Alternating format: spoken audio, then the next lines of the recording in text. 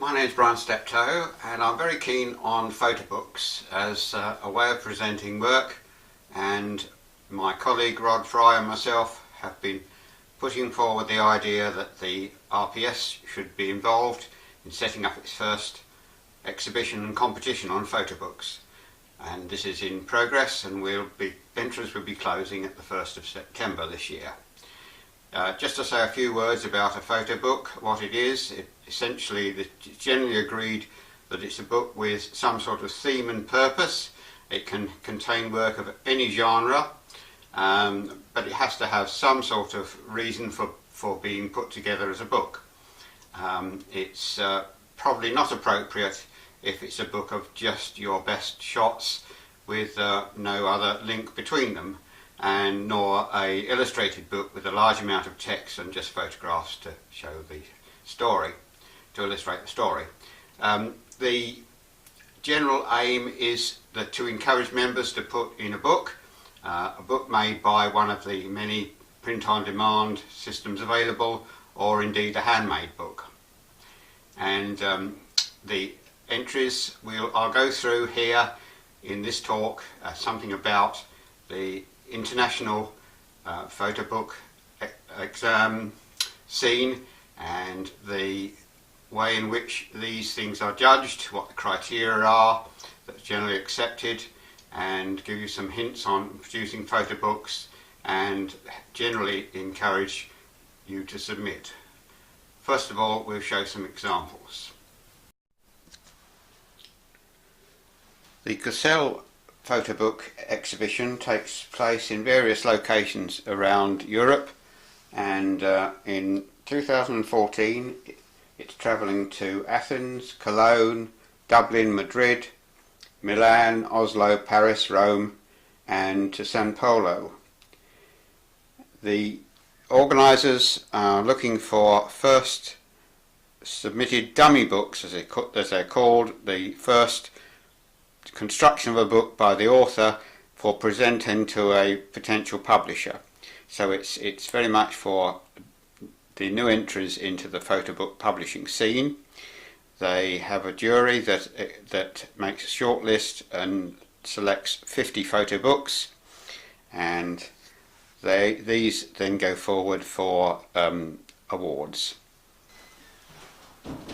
There are two categories in these awards.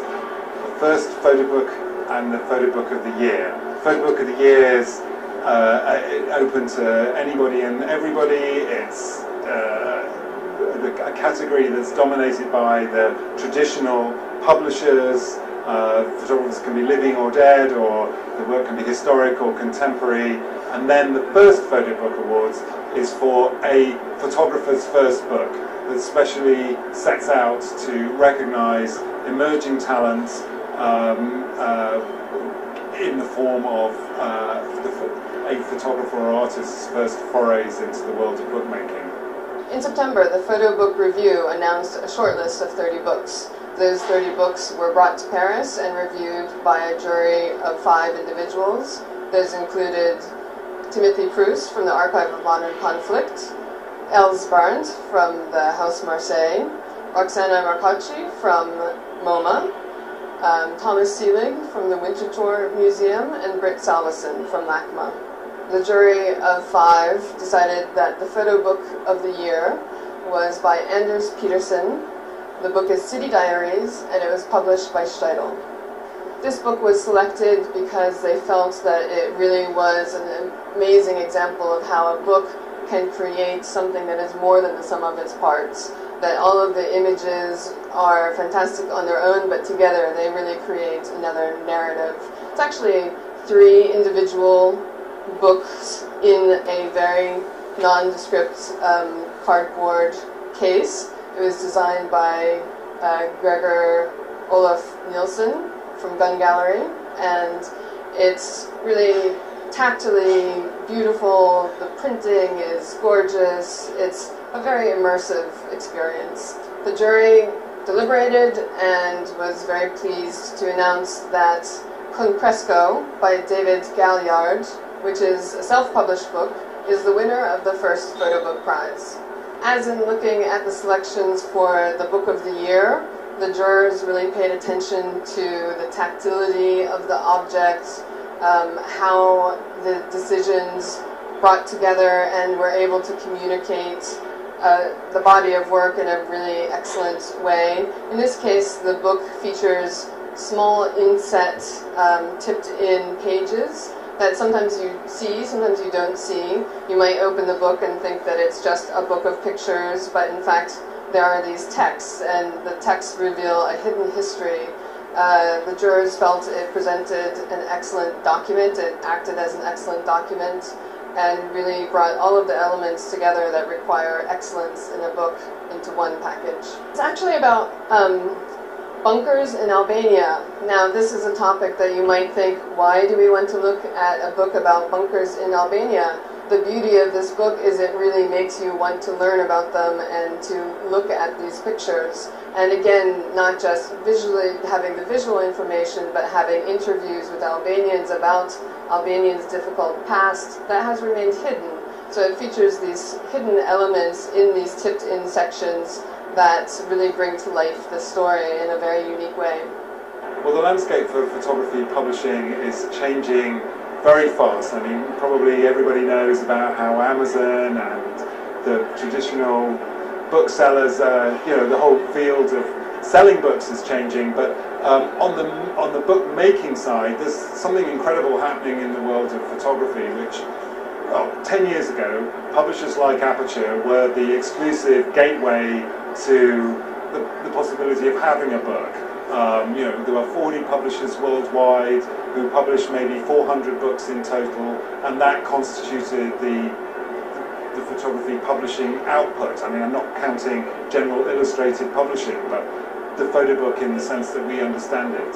Now, anybody can participate. A culture has emerged of photographers who make their own books, who sell them online or through small art fairs. You're probably going to visit the off-print art fair, which is a fair of people who make their own books.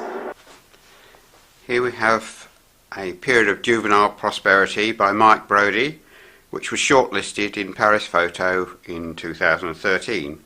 It's a book about youngsters from broken homes, Mike Brodie himself being one of those, and travelling on freight trains, hitching on freight trains across America. It's, as I say, a 2013 publication, and it was the last one to get into the Jerry Badger book of Photo Books Volume 3 because of the date. Let's have a look at some of the examples here.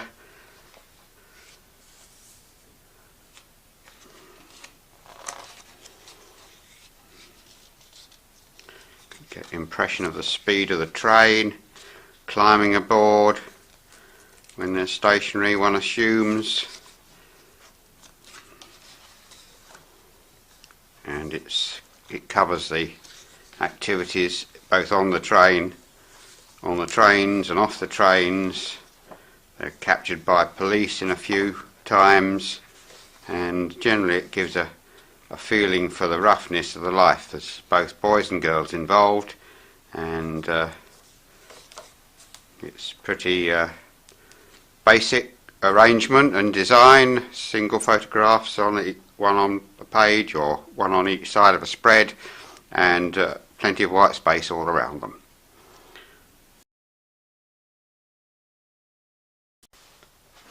Red-Headed Peckerwood by Christian Patterson won the top award at the Rencontre d'Arles photo book exhibition, shown in conjunction with their photographic exhibition in 2012. It's a recreation of a real-life murder mystery which happened in Nebraska in the late 50s, with a boy and a girl, a gun and a fast car.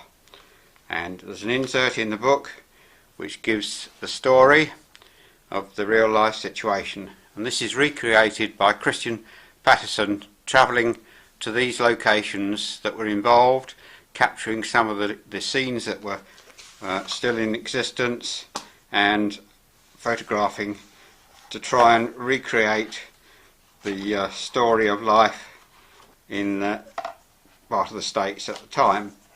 The first murder, if I remember, or one of the early ones, was in a gas station, a gasoline station, and this gives a flavour for that. In total there were 11 murders.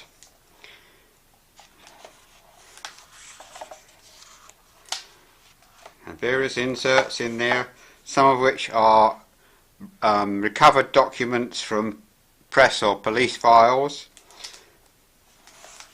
Some of it's recreation.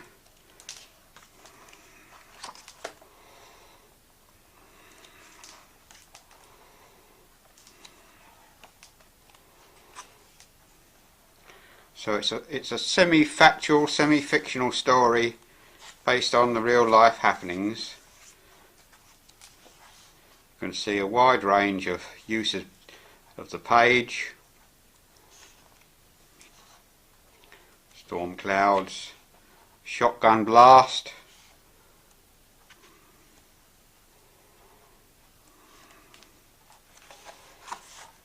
general scene.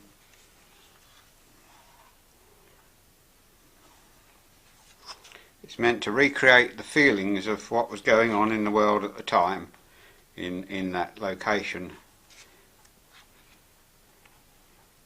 And we finish up with some press photos if I can find them. There's the girl involved, a press photo or a police photo. That's probably the back of the same card as that's on. A bit more of the story in there.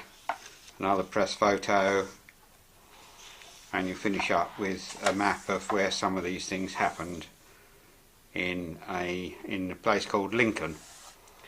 So that's it. Christian Patterson, Red-Headed Peckerwood, very highly regarded book, published again by Mac Books. I'd like to say a few things about the criteria that are used in international exhibitions and competitions for selecting the shortlist and the winning photo books from those submitted.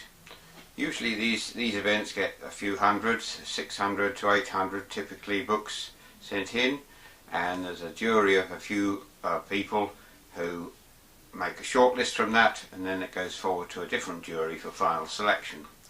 Jury members are often people like curators, writers on photography, and actual publishers or other experts on photo books. Very rarely do they actually include photographers themselves. So the criteria are published on the internet, certainly for Paris Photo and for Cassell, the two major ones, and they basically comprise 4 parts. There's the concept of the book, what it's all about, and the value of the concept.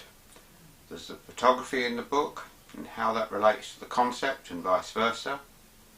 There's the editing of the book, the sequencing of pictures, the layout on the pages, and the spreads as you open a pair of pages, how the left hand or the right hand relate, if there are images on both of those. And finally, the actual feel of the book in the hand, the paper, the binding, the cover, and the general quality of the book, again related to the concept. Some books are on newsprint, and some books are on top quality papers. Obviously the way in which the weight of these things is judged by individual selectors varies according to their background, but generally speaking the photography accounts for about 50% of the total value of the assessment, and the other factors together the other half.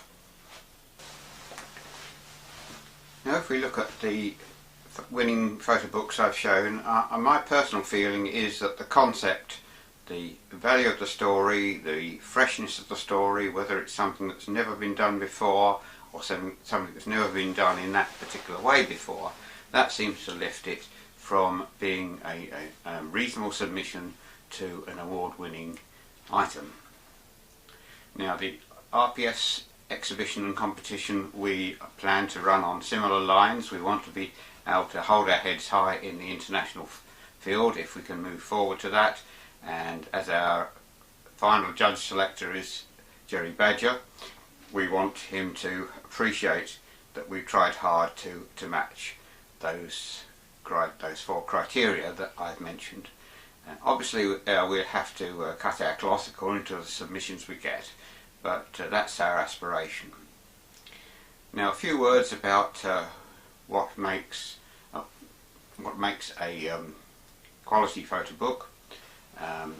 In my view, I always recommend that people wanting to put a book together make a number of small prints of the edited version of the project they're trying to cover, perhaps 100 or so, maybe a few more, and lay those all out on the floor or on a large table and try and juggle them around to see what works with what and what's a reasonable sequence.